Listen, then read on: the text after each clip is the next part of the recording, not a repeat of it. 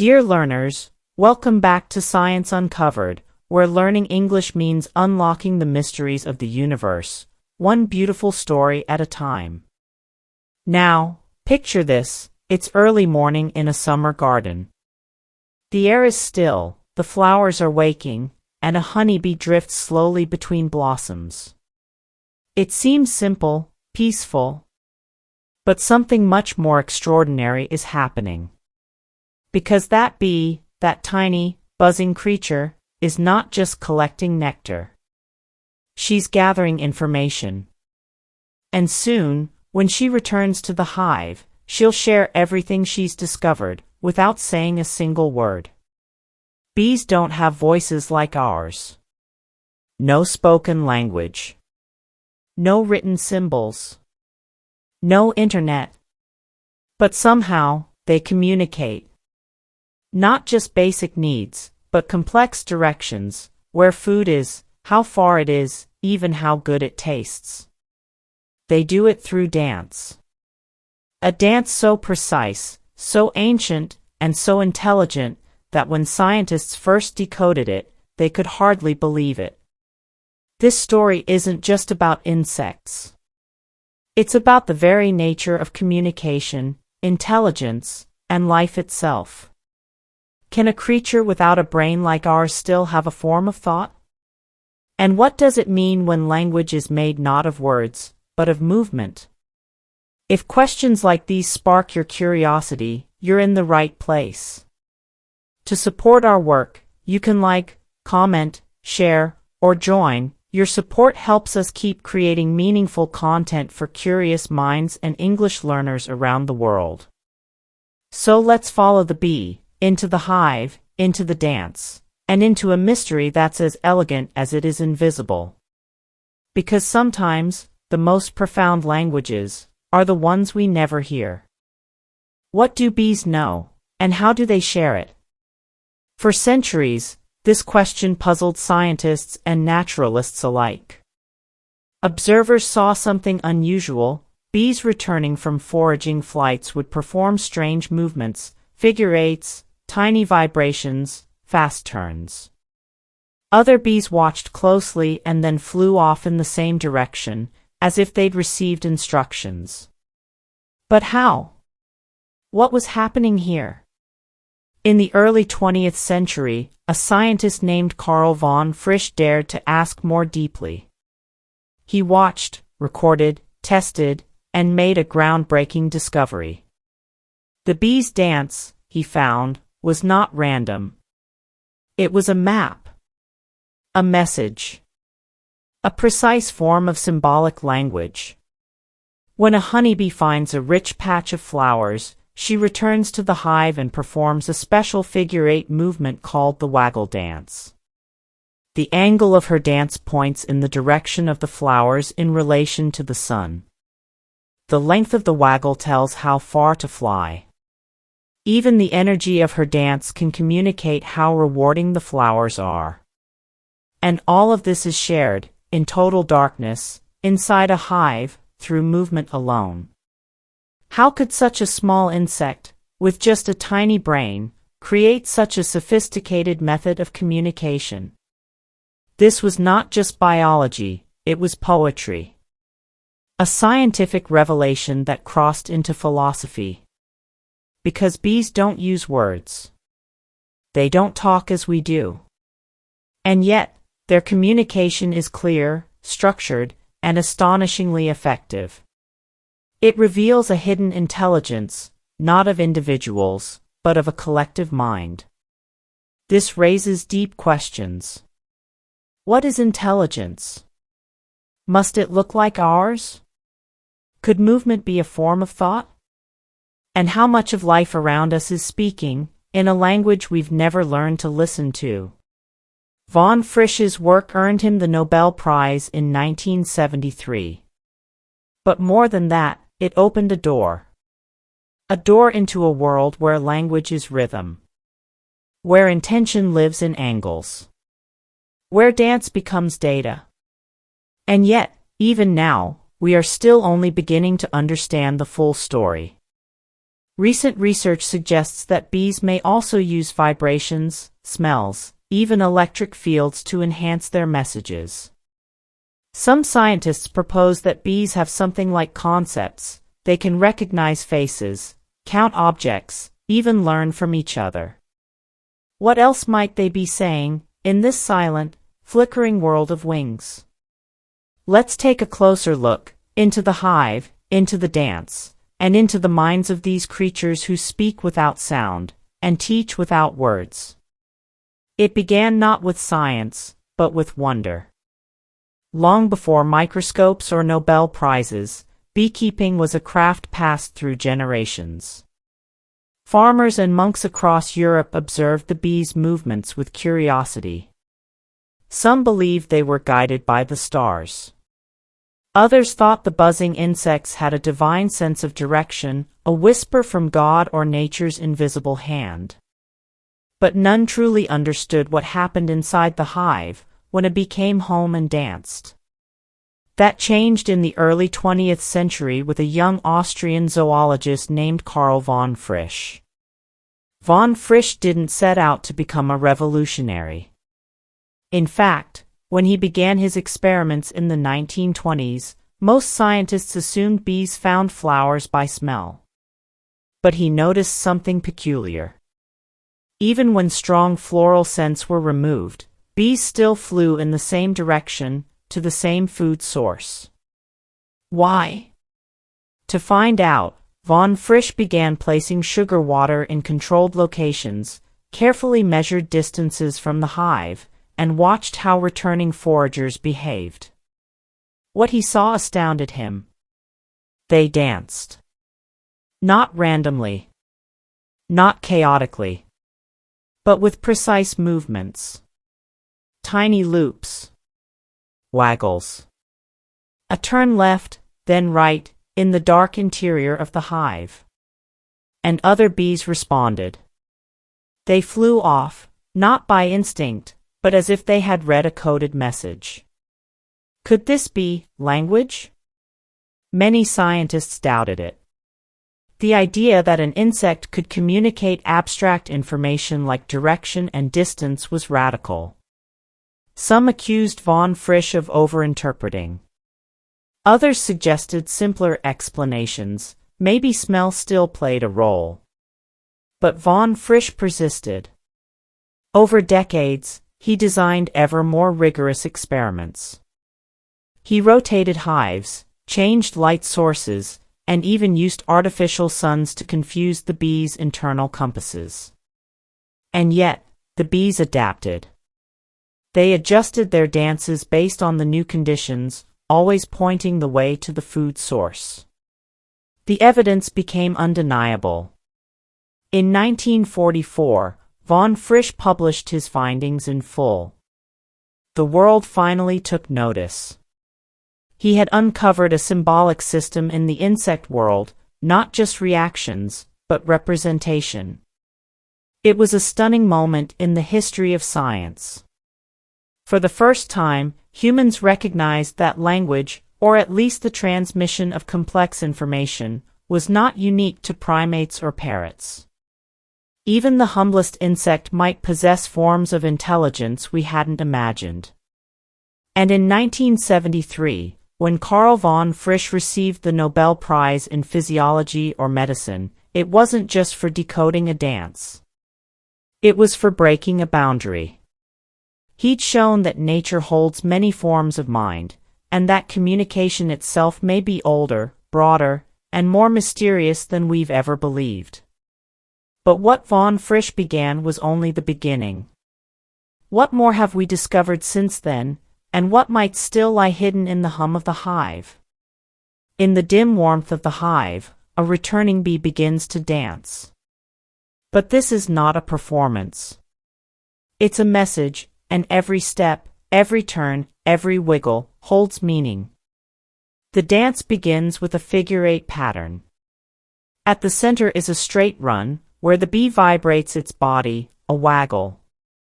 This waggle run encodes two crucial pieces of information, direction and distance. How? First, direction. bees navigate using the position of the sun. The angle between the waggle run and the vertical axis of the hive indicates the angle between the food source and the sun's current position. So if the bee waggles 30 degrees to the left of vertical, the food lies 30 degrees to the left of the sun outside. Then, distance, the duration of the waggle, how long the bee vibrates her body, signals how far the food is. A longer waggle means a greater distance. Bees even adjust for headwinds or hills, giving a true sense of effort, not just space. But here's what's truly mind-bending: these dances happen in complete darkness. Inside the hive, it's pitch black. The other bees feel the dance through touch, vibrations, and air currents.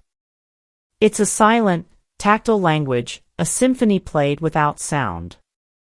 Even more astonishing, bees don't just repeat movements. They improvise. They account for changes in wind, time of day, and even obstacles along the route. Their tiny brains, about the size of a sesame seed, perform complex calculations, integrating spatial, temporal, and environmental data. But how? Recent neuroscience has uncovered clusters of specialized neurons in the bee brain that track orientation, speed, and solar position. These act almost like an internal GPS. And when bees watch a waggle dance, their own neurons activate in preparation, as if rehearsing the journey mentally before taking flight. It's a form of symbolic communication that rivals human language in precision. Not made of words, but of geometry, vibration, and shared memory. And it leads to an even more profound realization: bees don't just react to the world, they represent it. They build internal maps. They encode the location of flowers not only in scent or sight, but in ideas. Ideas small enough to be danced. At what point does motion become meaning? And how do we define intelligence? By size, by species, or by the presence of thought? This tiny dance, nearly invisible to the eye, forces us to ask, what is language, really? Is it only spoken? Or is it any system that can carry thought from one mind to another, even across wings and antennae? We once believed bees were simple. But their dance tells another story, one where instinct becomes calculation, and movement becomes message. And that message doesn't just serve bees. It may hold clues for us too, in robotics, AI, and even the design of smart systems. But to see how, we must leave the hive, and follow the trail. What began as a mystery of movement has become a blueprint for innovation. The waggle dance, once studied only by naturalists and entomologists, is now influencing engineers, computer scientists, and even urban planners. Why? Because it solves problems that humans have long struggled with: how to navigate efficiently, how to share information without words, how to act as a group without central control. One of the most direct applications is in robotics. Inspired by bee behavior, researchers have created robotic bees that mimic the waggle dance to communicate with real bees. These tiny robots are equipped with motors and scent emitters, allowing them to be accepted in the hive and influence foraging patterns. It's not science fiction, it's happening in labs today. But the implications go further. In swarm robotics, engineers design fleets of small robots that act like a hive, no leader, just shared rules and local decisions. These swarms can explore disaster zones, monitor crops, or even map the ocean floor. Like bees, they rely on indirect communication and environmental feedback to act in harmony. Air traffic systems have also looked to bees. The way bees avoid collisions, choose efficient paths, and adjust mid-flight offers models for managing autonomous drones and delivery systems. Even Wi-Fi traffic routing has borrowed from bee logic, optimizing the flow of data just as bees optimize the flow of nectar. And in logistics, some companies have used bee-inspired algorithms to redesign warehouse layouts and improve delivery routes, reducing energy use, saving time, and increasing flexibility. But perhaps the most unexpected influence is philosophical. In an age obsessed with individualism and central control, the bee shows us the strength of decentralized intelligence, where no single bee understands the whole picture, yet the hive as a whole makes decisions that are adaptive, resilient, and wise. Could we organize cities this way? Or reimagine education, where learning is passed not top-down but shared across peer networks? Could we build systems, economic, political, digital, that learn and adapt without waiting for commands? If meaning can travel through a dance, then maybe leadership can travel through shared intent, not orders. And what about language? In AI development, scientists are now asking, can machines learn to communicate through behavior, not words? Could robots coordinate tasks just by watching each other, the way bees do? The more we study the bee, the more we realize this is not just an insect. It's a teacher. But there's one more twist. What happens when our technology becomes so good at mimicking nature that it begins to replace it? Robotic pollinators are being developed as bee populations decline.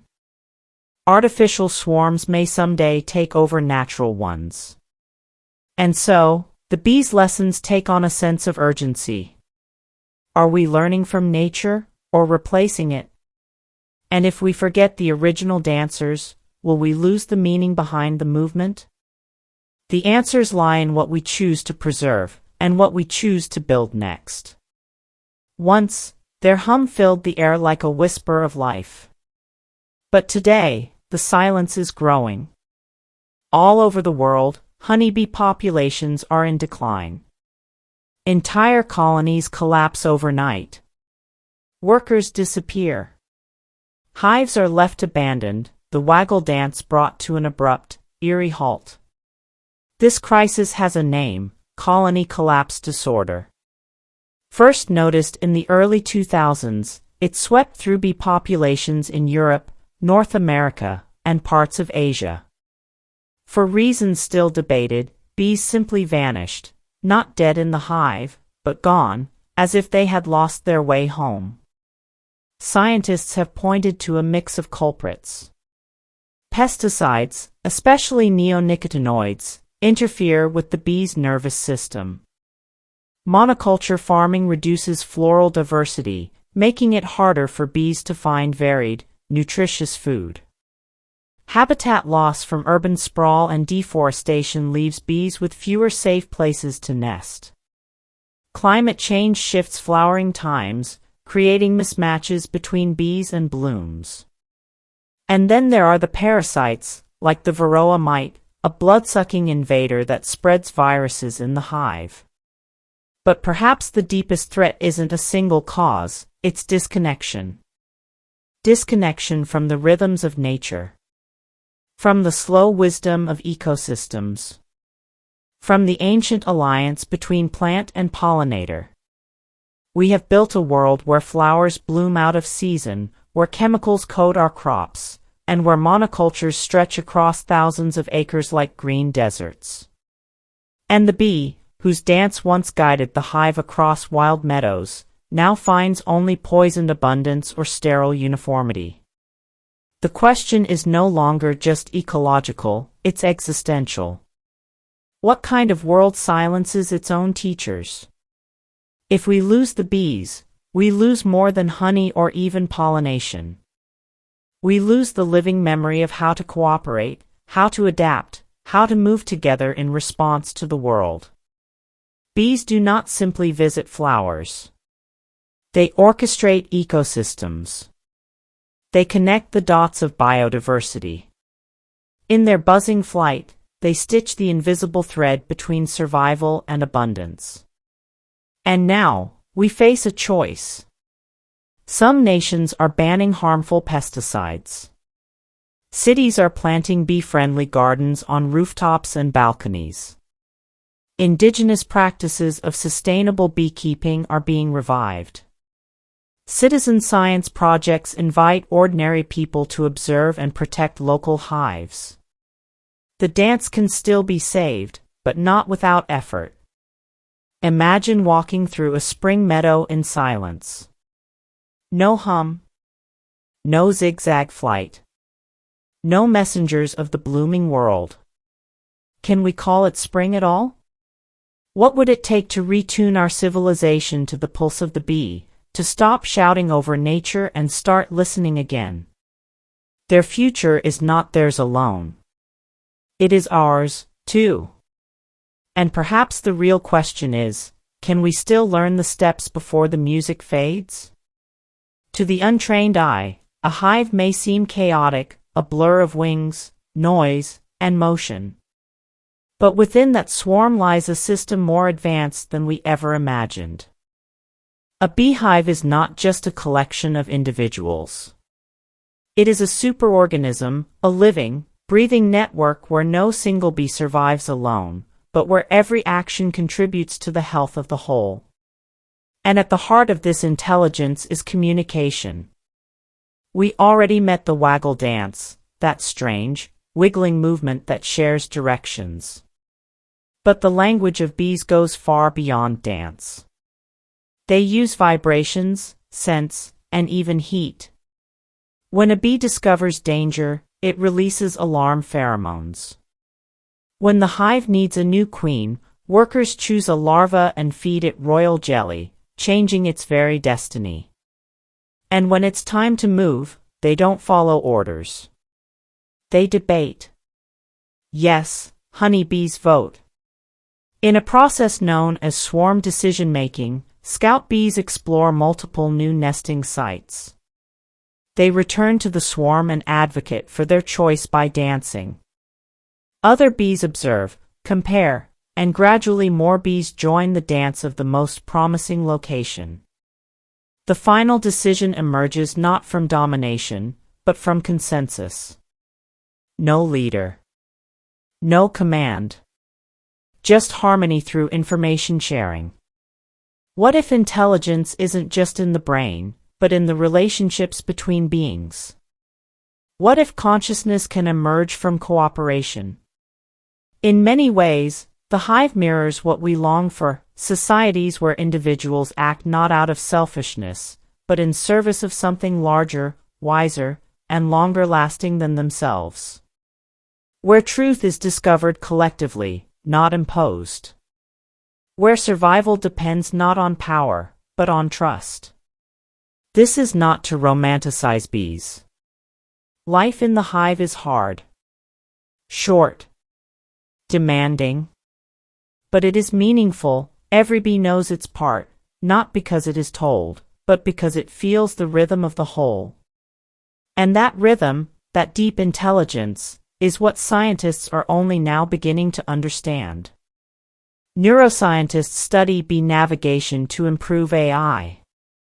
Engineers mimic hive structure for urban planning. Philosophers ask, if a swarm can think, then what is a mind?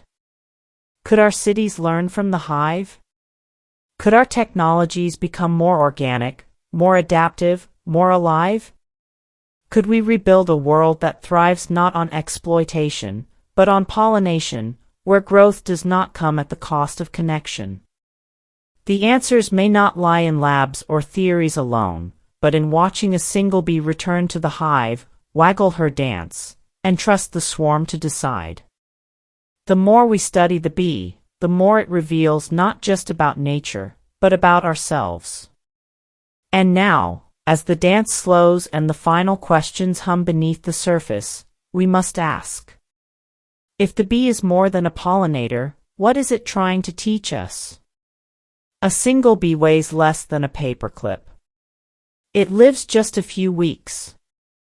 It may visit thousands of flowers and make only 1/12 of a teaspoon of honey in its lifetime.